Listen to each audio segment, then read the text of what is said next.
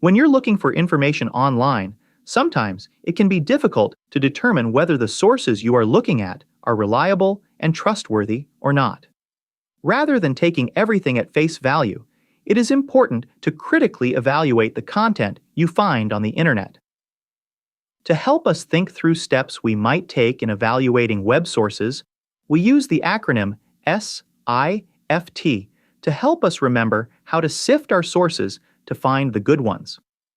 This video addresses the third step of that process. For F, find better coverage. There are a couple of things we can mean by finding better coverage of a topic.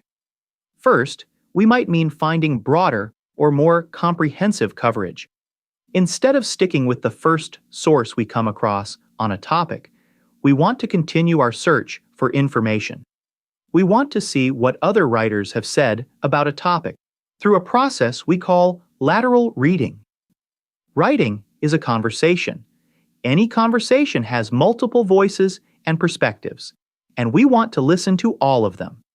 Second, by better coverage, we might mean finding higher-level coverage. Rather than finding all our information on blogs, social media, or popular-level sources.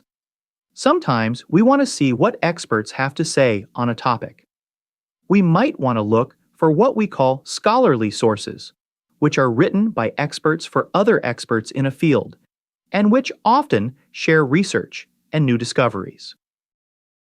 One place you can find these high-level sources is Auburn University Libraries. Our website is located at lib.auburn.edu. Starting right from the homepage, you can use the search in the middle to access all our resources.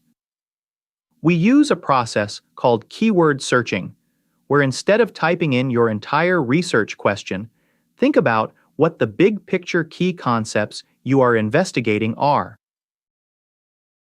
Once you have done a search, you can filter by date to make sure your sources are still current, and by source type. For instance, academic journals are high-level sources. We also have the option to filter to peer-reviewed sources.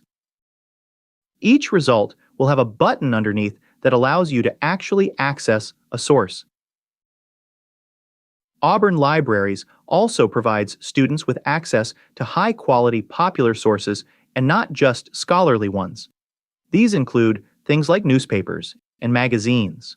Publications like the New York Times and Wall Street Journal may not be peer-reviewed, but they have editing and fact-checking processes and are typically considered reputable. Auburn provides free access to each of these to students, and the library offers guidance to getting started with them. If you have questions about evaluating sources online, Auburn Libraries are here to help. You can get help via chat, phone, email, or in person at the second floor help desk in RBD. We hope to see you soon.